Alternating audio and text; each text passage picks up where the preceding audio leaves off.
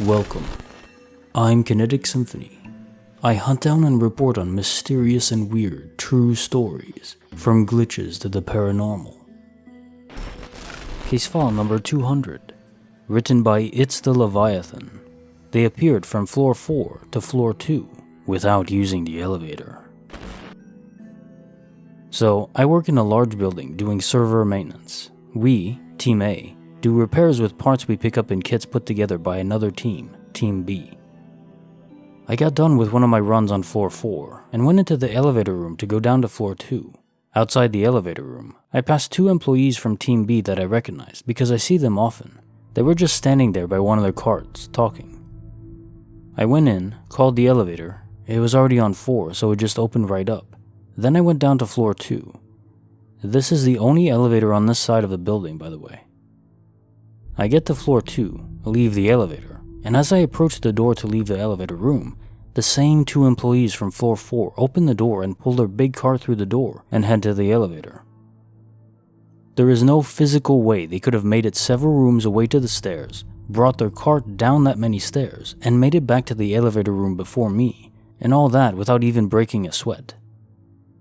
I told another coworker who said the same thing happened to her a few days ago. And there's been other strange things happening here to me and other people too. This place is whack. Update. The elevator story happened last week, but yesterday we had a fire alarm/drill and had to evacuate the front lawn for a bit. I got out there and saw other people from my office, so I went and sat by them and opened up the group chat to see what's up. One of the girls I work with messaged in a minute or so later and asked what was going on. I thought that was weird because she was sitting like 2 people away from me. But then I look over and she's not there anymore. I looked back at the chat and she said she was working in the building next door and just saw all the lights and everybody outside, so she was checking up on us. I thought maybe it was just some other girl with the same hair and glasses that wandered off somewhere else while I wasn't looking, so I ignored it. I hadn't seen the coworker at all so far that day because I got in early and was working in a different floor all morning. But when we got the all clear and got back into the office, I saw her and she was wearing the same clothes I saw her wearing out on the lawn earlier, so there's no way I could have known how she was dressed. I told her, and that's when she told me that the elevator thing happened to her a few days ago. Another girl I work with messaged the chat a couple weeks ago asking if anyone else was in the floor or area she was working in. And nobody was. She said that she heard someone behind her run past really fast with really loud steps, and she didn't know of anybody else nearby and didn't find anybody. And then a couple hours later, she said that the lights on the floor flickered and her music changed to a song that wasn't on our playlist, and it happened to be Tiptoe Through the Tulips. So she was thoroughly freaked out for the day. I've only been working here for a little over a month, but at this rate, I'm expecting lots more to come. Case file number 201, written by Ncfetcho. Her phone disappears and a deal is struck. So my adult daughter and I had a falling out. She had been staying here and left on kind of bad terms. I had to call the police. We're all good now though. I was home alone and she had been sitting on the couch. I got up and dropped my phone. I heard it fall on the floor and knew where it was, worst case under the couch a bit, but it had landed right in front of the couch. I didn't look for it because I was focused on something else. I had found a favorite book of poetry from my childhood, not a kid's book, but one that my friend and a teacher had given me that he had written. He was part of my gifted class stuff.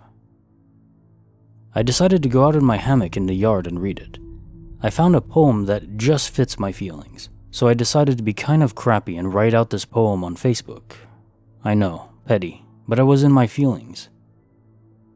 So I went to get my phone and was not on the floor. I looked all over the place for it, under the couch, in my robe, all of it. Eventually I was like, okay, I get it. I will go back to my book and read and not be petty, but I want my phone back. Yes, I said all of this out loud. So I go back out, relax, finish my book, and go about my day. The phone is still nagging at me, so I'm looking around again, demanding my phone back. Well, that went nowhere. So I decided to make a deal. I said, okay, you can keep my phone for the night, but I need it by 11 a.m. when I'm ready to leave for work. I went on about the day, went to bed. Now mind you, I looked everywhere. In my car 3 times, floors, under the seats, in my phone holder. I took my computer around the house, called myself on Facebook, in the house, out of the house, in the car. Nowhere. Does not exist. Next morning, casually looking for the phone, I look in the car one more time. Screw it, I had said until 11 a.m. I went back in, did morning stuff, needed to go to the Quickie Mart across the street, so I drove over. Now you can't look out of the front of the car without seeing the phone holder. It is in the middle of the dashboard standing up. I looked at it and said, gosh, it would be nice if my phone just appeared there. Went in, got my stuff, came out, and as I was backing up, I looked at the phone holder and again said I wish it would just appear there. I go home, get ready for work, and it's about 10:30. I said, look, you have half an hour and I'm not playing. Half an hour goes by. I take a quick walk through the house. It's 11:15 now. I have to leave for work with no phone. You have to have your phone at my job. I would just have to use the house phone if there was an emergency. I went outside, got in my car, shut the door, put the key in, and looked straight at my dead phone in the phone holder. The car was locked. It was not on the ground, and someone put it there. I will tell you why I know this. I have a very particular way I set my phone in the holder so that I can reach the button on the back without the holder being in the way. I have to perch it up higher. My phone was in exactly the right position in a locked car. I looked at it and was just stunned into silence. I said thank you, quietly, went in, got my charger, and didn't think or say a word until I got into work and tried to tell my coworker. But she got creeped out and didn't want to talk about it. So, that is my story. And yes, before anyone asks, my carbon monoxide detector works just fine. I just happen to live in a haunted house, I guess. Or a vortex. Both are possible. If you're enjoying this video, consider giving it a like. Now on to the next story. Bonus file. Written by Haunted Roommate.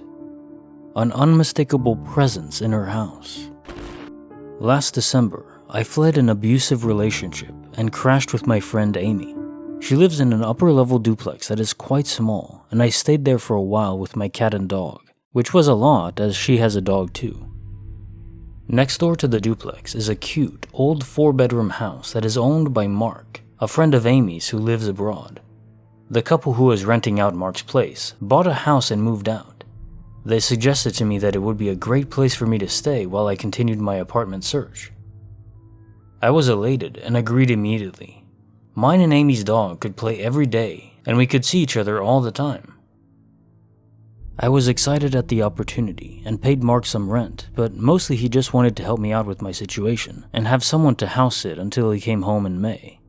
I live in a very cold, snowy climate, so looking for a place in May is exponentially easier. Amy informed me the house had quirks and a creepy basement and told me if I ever felt creeped out in there all alone, I could come back whenever. She lived in that house for a couple of years, so I took her word for it.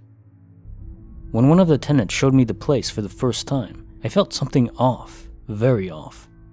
I just chalked it up to the weird layout, the draft, and the lack of sunlight in the rear of the house. Upstairs were 2 bedrooms and a bathroom in the middle. The front bedroom was warm and sunny, and the rest of the upstairs was very cold, noticeably colder than the rest of the house. Upon entering the back upstairs bedroom, it felt like a downward shift. Like the energy in that room felt so strange, and I felt like I wasn't wanted in there, so I barely looked around and just closed the door behind me. The first couple of weeks, nothing much happened, but I never felt at ease. I felt like I was being watched. I wrote it off as being easily spooked in a large house, and it was my first time living alone. I started having trouble sleeping, despite my room, the upstairs front bedroom, being the only room in the house where I did feel at ease. One night I decided to smoke, to relax, and watch a movie in the living room, kinda late at night. I fell asleep on the couch and woke up to what I swore was someone running up the stairs and then slamming the back bedroom door. My dog looked startled too and ran upstairs and started growling at the closed door. No one was in there. I decided to lay off the herb, but some nights after that I heard footsteps pacing the back room. The next thing that started happening was while I was in the bathtub in the upstairs bathroom. My dog would lay in the doorway and just stare at the back room. Sometimes he would growl or bark at it. I would also come home to find the door open when I shut it, or I would hear my cat meowing to be let in the room. On a couple of occasions, I found my cat shut in the room. Also around this time, my bath towel went missing and I looked everywhere for it. It began to take a toll on me, and I would wake up almost every night to my dog whining between 3 to 4 in the morning. I always felt like I was being watched and the house felt so heavy. I told Amy about all this, and she confessed to me that she had some weird experiences in the house when she lived there as well. Her bedroom was the back room, and a couple of times she woke up in a semi-dream state to a man at the end of her bed and began talking to it. She then woke up for real and saw texts from her roommate asking who she was talking to. She would also see things moving out of the corner of her eye, hear footsteps, and feel like she was being watched. She told me of an instance of seeing footsteps in the snow going from the back door to the middle of the lawn and then disappearing. One day I was in the living room, hearing footsteps, and just felt so overwhelmed by the presence that I was crying and decided to have a go talking to it.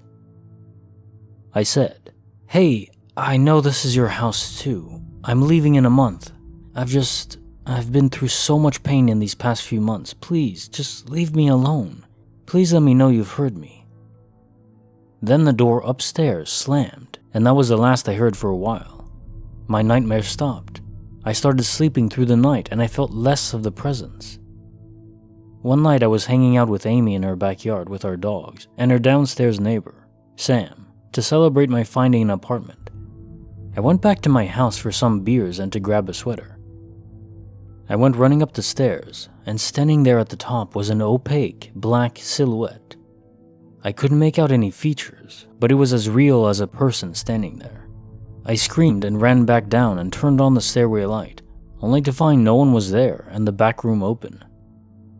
Finally, my move-out date had arrived, and I felt so relieved to feel absolutely nothing in my new apartment.